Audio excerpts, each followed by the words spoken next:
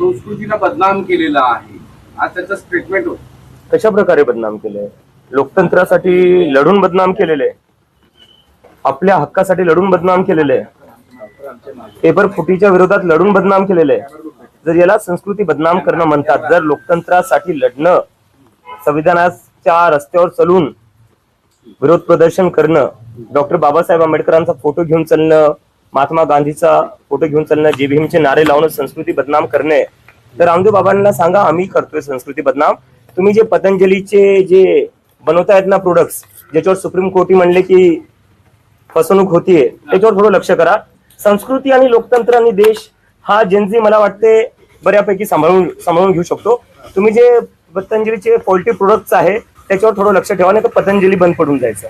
दुसरा एक विषय आलेला आहे की सीजेपी आणि संयुक्त किसान मोर्चा पुढच्या काळात सरकार विरोधात आक्रमक होतील असं झालं. काल सीजेपी आणि तुमची टीम आणि संयुक्त किसान मोर्चाचे काही सदस्य एकमेकांशी राकेश टिकेत यांच्याशी भेट घेऊन या सगळ्या मुद्द्यावर चर्चा केली होती की प्रश्न कसे पुढे घेऊन जाईल.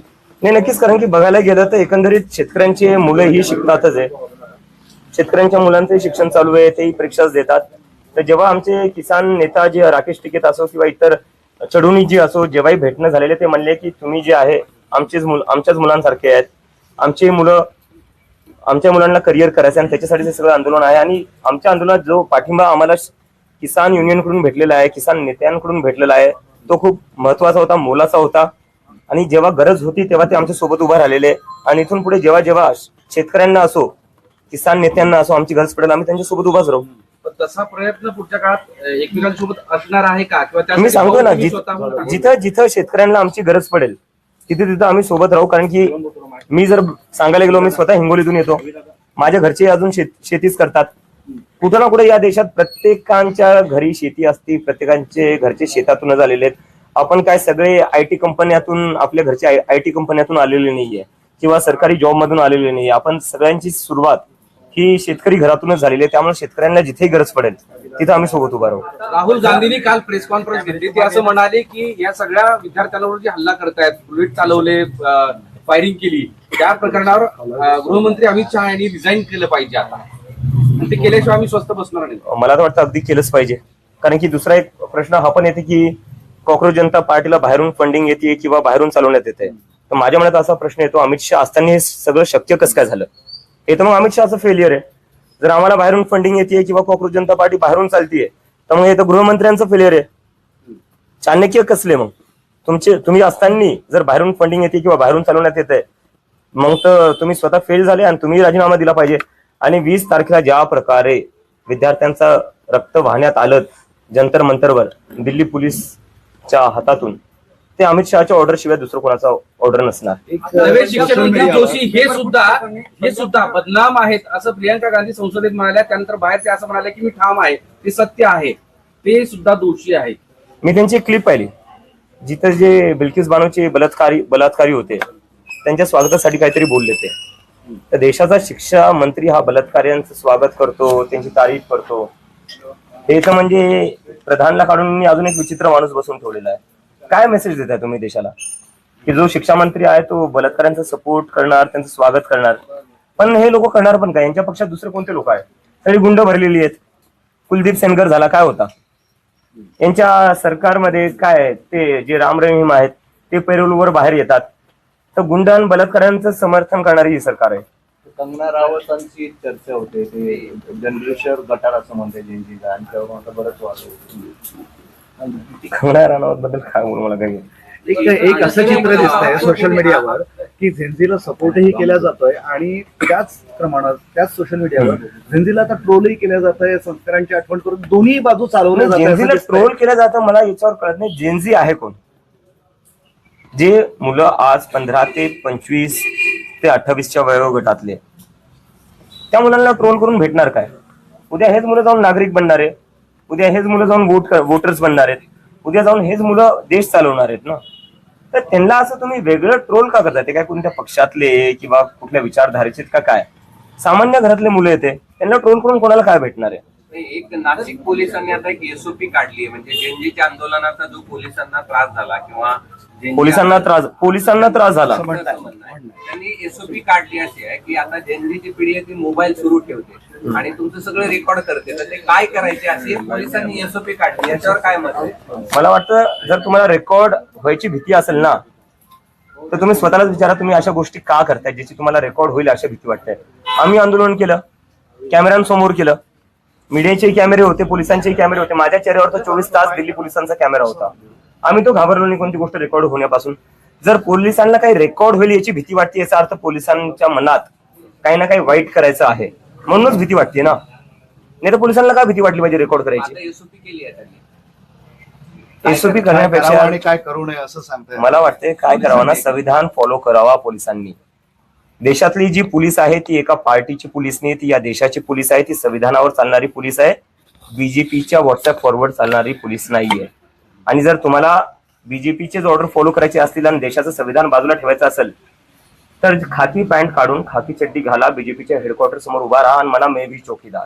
आणखीन एक मिनिट, आणखीन एक कनेक्शन लावलं जात आहे की आपण जिथे मुक्कामी होता तो राष्ट्रवादीचा कुठला त्यांचा प्रवक्ता आहे, ते तर मी स्वतः शरद सांगितलेलं आहे. पवारांचा, आणि शरद पवारांची मोदींची भेट हा. आणि मोदींना शरद पवारांचं केलेलं दारातलं स्वागत हा. आणि अभिजित अरे बापरे. एक गणित लावलं जातं, याच्याबद्दलची काय? अशी गणित तर भरपूर लागली. आधी जॉर्ज सोरसचं गणित लागलं, मग चायनाचं लागलं, मग पाकिस्तानचं लागलं.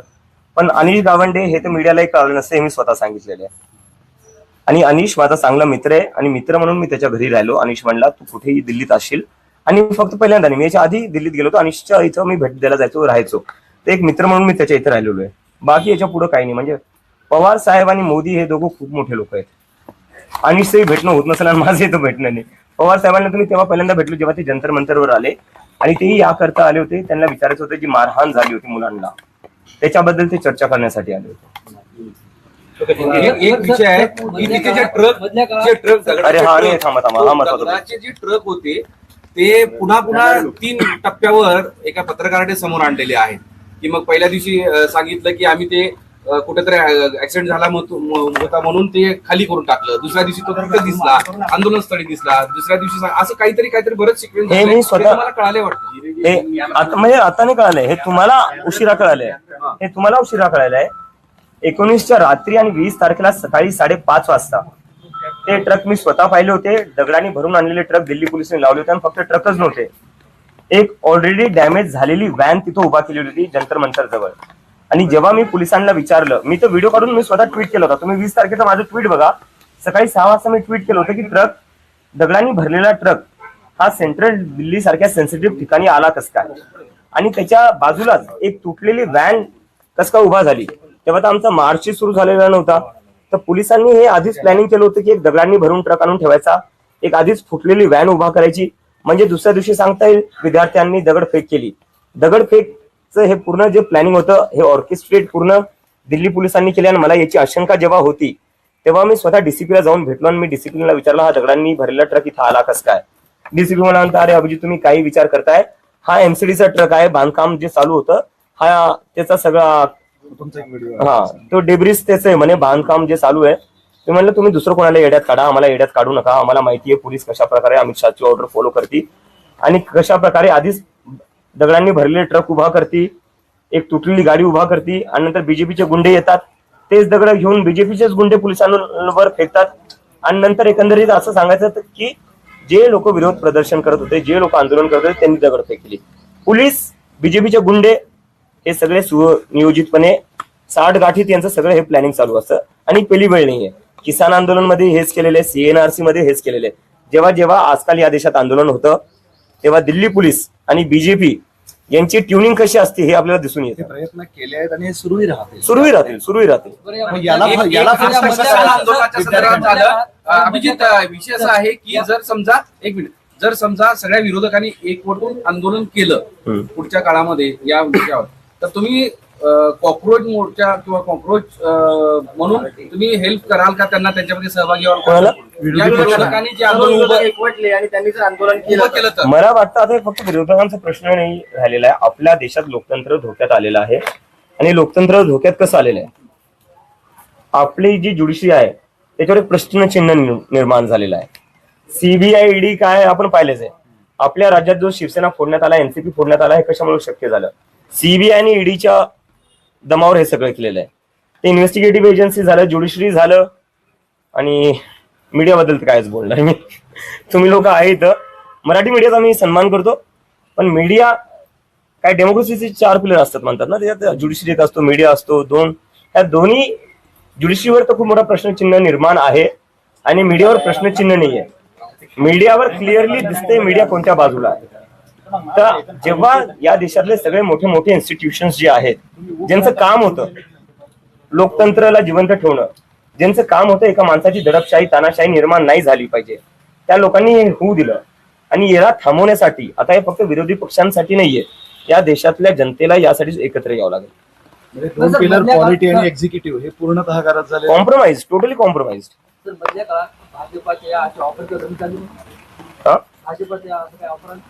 त्यांच्या ऑफर आल्या तुम्हाला? किती ऑफर आले? मी जाणार नाही भाजपमध्ये. मला जर भाजपमध्ये जायचं असतं मी आधीच गेलो असतो. चालू होतं, धमक्या आल्या होत्या की बीजेपी मध्ये सामील झाला तर बरे, नाही तर आंदोलन मागे घ्या, बरे, नाही तर तुम्हाला ठोकू आम्ही, गोळ्या घालू. ही बीजेपीची प्रेमाचीच भाषा आहे. ही संघाची आणि बीजेपीची प्रेमाचीच भाषा आहे की तू ये, नाही तर तुझं काहीतरी करून टाकू आम्ही. हे त्यांचं प्रेम हेच आहे. आई बाबांनाही चालू होतं, पण बीजेपी मध्ये या नाही तर आईबाप हो, आई बापाचं पाहून घेऊ आम्ही, तुझ्या घरी जाऊन पाहून घेऊ.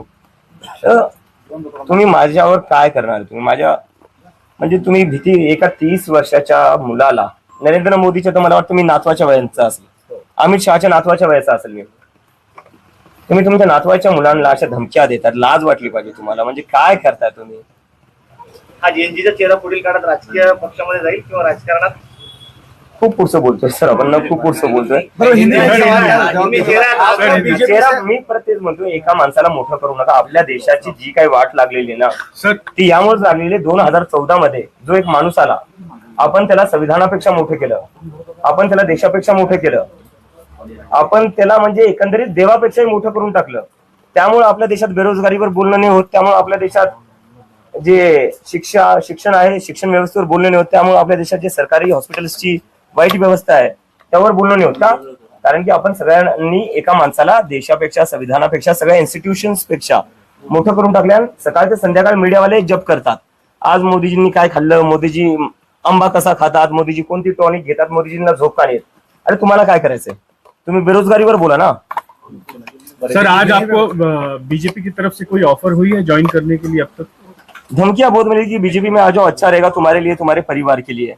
तो मुझे तो मतलब बहुत शर्म आती है कि इतने बड़े प्रधानमंत्री, इतने बड़े अमित शाह, उनके पोते की उम्र का मैं हूँ, उनके पोते की उम्र के बच्चों को इस तरह की धमकियां देते हैं. मतलब क्या फायदा तुम्हारे इतने बड़े प्रधानमंत्री या गृह मंत्री होने का, अगर तुम्हें बच्चों को इस तरह की धमकियां देनी पड़ती है.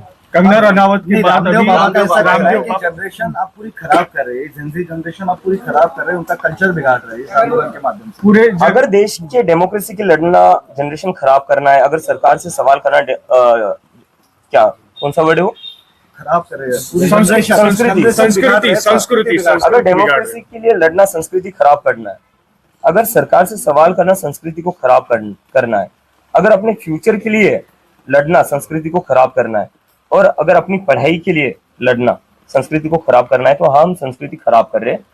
और मैं कहना चाहूंगा बाबा रामदेव जी से कि सर, पतंजलि के जो पोल्ट्री प्रोडक्ट्स बन रहे हैं ना, वो जो खराब हो रहे हैं, पहले उस पर ध्यान दीजिए. उस पर तो सुप्रीम कोर्ट भी बोल रही है उनको बैन कर दो. वो जो आपकी खराब प्रोडक्ट्स है, पहले उस पर ध्यान दीजिए आप. संसद में कल जो है राहुल गांधी ने डिमांड की अमित शाह जी का इस्तीफा. किसके कहने पे गोलियां चलाई गई, उसका जवाब मांग रहे थे. आप क्या कहें? मुझे लगता है इसका आंसर तो बहुत ही क्लियर है. अमित शाह जी के कहने पर ही गोलियां चलेंगी. दिल्ली पुलिस जो रिपोर्ट करती है वो अमित शाह जी को ही करती है, और अगर अमित शाह जी को इसका पता नहीं होगा तो फिर तो होम मिनिस्टर का फेलियर है. लेकिन वही बीजेपी की ओर से बयान आ रहा है कि किसी भी तरीके की गोलियां चलाई नहीं गई. प्रोटेस्ट पैलेट गन्स चलाई गई है, लोग अंधे हुए हैं. पैलेट गन्स मैंने खुद देखी चलाते हुए, हॉस्पिटल में क्रिटिकल थे वो पेशेंट्स. और गोलियां क्या नहीं चली. बिहार में क्या हुआ है? AK-47 बिहार में क्या हुआ? AK-47 किसने चलाई? किसकी सरकार है वहां पर? मतलब देश के बच्चों के ऊपर तुम AK-47 चला रहे हो. एक टाइम था इस देश में AK-47 चलाई जाती थी आतंकवादियों पर, अजमल कसाब पर. जब पार्लियामेंट पर अटैक हुआ था तब AK-47 चलाई जाती थी. आज AK-47 चलाई जा रही है स्टूडेंट्स पर. क्या आने वाले दिनों में अगर विपक्ष कोई अगर बड़ा मुद्दा लेता है सरकार के खिलाफ, तो क्या कॉकरोच जनता पार्टी उसमें सहभाग लेंगे, उन्हें सपोर्ट करेंगी? मुझे लगता है अभी सिर्फ विपक्ष नहीं, इस पूरे देश को एक साथ आने की जरूरत है। इस देश में जो लोकतंत्र है, जो चीजें चल रही है, अभी भी क्या हुआ, हमारा प्रोटेस्ट खत्म होकर कुछ दिन ही हुए, सरकार ने आश्वासन दिया था कि किसी भी स्टूडेंट्स को तंग नहीं करेंगे, लेकिन फिर भी स्टूडेंट्स के घर जाकर उनको धमका रहे हैं, उनको डिटेन कर रहे हैं, उनको अरेस्ट की धमकियां दे रही है। एक तरीके से लोगों की आवाज दबाने की जो कोशिश की जा रही है, उससे तो एक चीज साफ पता चलती है, ये सरकार डेमोक्रेसी में बिलीव नहीं करती है, लोकतंत्र में बिलीव नहीं करती है। इस सरकार की वजह से इस देश का डेमोक्रेसी और लोकतंत्र कमजोर हो चुका है। लोकतंत्र को बचाने के लिए, संविधान को बचाने के लिए सिर्फ विपक्ष नहीं, सभी लोगों को एक साथ आना पड़ेगा और हम सब एक साथ आएंगे। विदेशी फंडिंग आपको हो रहा है, ऐसा किया जा रहा है, फंडिंग मुझे लगता है अगर हमें विदेशी फंडिंग मिल रही है या हमें विदेश से कंट्रोल किया जा रहा है, तो ये तो अमित शाह जी का फेलियर है। फिर अमित शाह जी को भी रिजाइन देना चाहिए। इतने बड़े चाणक्य के होने के बावजूद विदेश से फंडिंग कैसे आ रही है, विदेश से कैसे कंट्रोल हो रहा है? सर, शिक्षा मंत्री पर प्रियंका गांधी ने जो बयान दिया, उसके ऊपर आप क्या कहेंगे? बयान क्या था, मैंने सुना नहीं। उन्होंने कहा था कि प्रियंका गांधी ने कहा कि ये भी वैसे है, जिसको हटाया गया बस उनकी रिप्लिका है। हाँ, मतलब अब देखो बीजेपी में क्या है, उनके पास लोग भी तो नहीं है। अभी मैंने देखा वो शिक्षा मंत्री का कोई वीडियो वायरल हो रहा है, जहाँ पर वो जो गुजरात में बिल्किस बानो का रेप हुआ था, उसके रेपिस्ट का स्वागत कर रहे थे। तो ये पार्टी बस गुंडों और बलात्कारियों का स्वागत करने में इनका वही काम है। इस देश में कहीं पर भी बलात्कार होता है, बीजेपी के लोग पहुंच जाते हैं हारमाला लेकर कि भाई बहुत अच्छा काम किया तुमने, आओ तुम्हारा स्वागत करते हैं। कुलदीप सेंगर तो इनकी ही पार्टी का है। ये पार्टी में बलात्कारी और गुंडों का ही स्वागत किया जाता है और उनको ही सम्मान मिलता है, और बाकी जो हम जैसे नागरिक है, हम जैसे जो स्टूडेंट्स है, उनके लिए पैलेट गन से, उनके लिए लाठी है, और बिहार में तो AK-47 भी निकाल दी। पार्टी विद We are people with a difference. We are the people of this country who believes in democracy, who believes in the Constitution of India, who believes in Dr. Babasaheb Ambedkar, and who believes in the philosophy and values of Mahatma Gandhi. म्हणजे एक मराठीतला प्रश्न आहे की महाराष्ट्रात ही नीट, त्यानंतर आता MPSC TET आणि त्या TET या सगळ्यांचे पेपर फुटले आणि सगळा गदारोळ सुरू आहे। जसं केंद्रामध्ये शिक्षण मंत्र्याच्या राजीनाम्यासाठी एवढं मोठं आंदोलन उभं राहिलं, महाराष्ट्रात ती गरज आहे असं वाटतं का? गरज आहेच सर। या देशात जी शिक्षण व्यवस्थाची वाट लागलेली ना, त्यासाठी खूप गरजेचं आहे, कारण की ते केल्याशिवाय हे लोक लाईनीवर येणार नाही। यांच्याकडे इतका वेळ होता, यांनी काय केले? फास्ट ट्रॅक कोर्ट बसवली। मला खूप सगळे लोक आले म्हणे आता तर मोदींनी फास्ट ट्रॅक सुरू केली, फास्ट ट्रॅक कोर्टचं आश्वासन दिलेले आहे, जे काही पेपर लीक आहे ते फास्ट ट्रॅक कोर्टमध्ये जाणार आणि लगेच जे काही आहे त्याच्यावर कारवाई होणार आणि आंदोलन मागे घे। मला असे बोलण्यात आलं खूप सगळ्या लोकांकडून, आंदोलन मागे घे। आता नरेंद्र मोदींनी फास्ट ट्रॅक कोर्ट बसवली, काय झालं त्या फास्ट ट्रॅक कोर्टचं? पहिली सुनवाई जी आहे ती पोस्टपोन झाली का? कारण की CBIचा काउन्सिल आला नाही।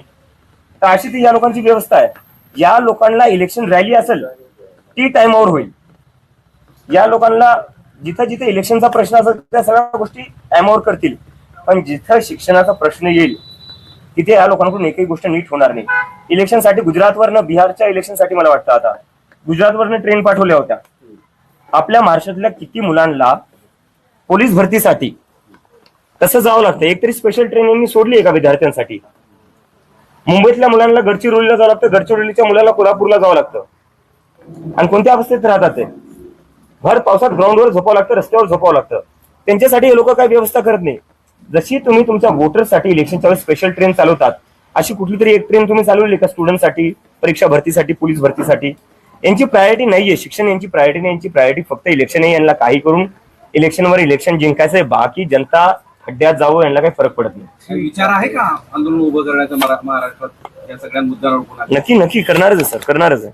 एक शेवटचा प्रश्न, MPSCचा एक पेपर कुठला औषध निरीक्षक विभागाचा, आणि MPSC मुख्यमंत्र्यांच्या अंडरमध्ये आहे, तर काय मागणी आहे? असं बोललं जातं तिकडे धर्मेंद्र, इकडे देवेंद्र, सोशल मीडिया नरेंद्र असो, धर्मेंद्र असो, देवेंद्र असो, मी जे बोललो ते आहे, या लोकांना शिक्षणाची काहीच पडलेली नाहीये, मुलांच्या फ्युचरची काहीच पडलेली नाही आहे। यांना फक्त इलेक्शनच जिंकायचंय।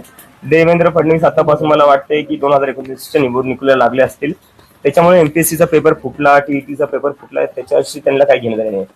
त्यांची मुलं काय करतील? बाहेर जातील शिकायला। मी बॉस्टनला शिकायला होतो, BJPचे जेवढे मंत्र्यांची मुलं ते माझ्यासोबतच बॉस्टनला होते। मुख्यमंत्र्यांची मुलं तिकडे जातील, ते थोडी ना TETचा पेपर देतील। ते मुख्यमंत्र्यांचे किंवा यांचे जेवढे मंत्री त्यांचे मुलं थोडी ना पोलीस भरतीला जातील। त्यामुळे त्यांना काय पडणार आहे, काय त्यांना काय घेणं देणं आहे, त्यामुळे ते विचारच करत नाही। थँक्यू।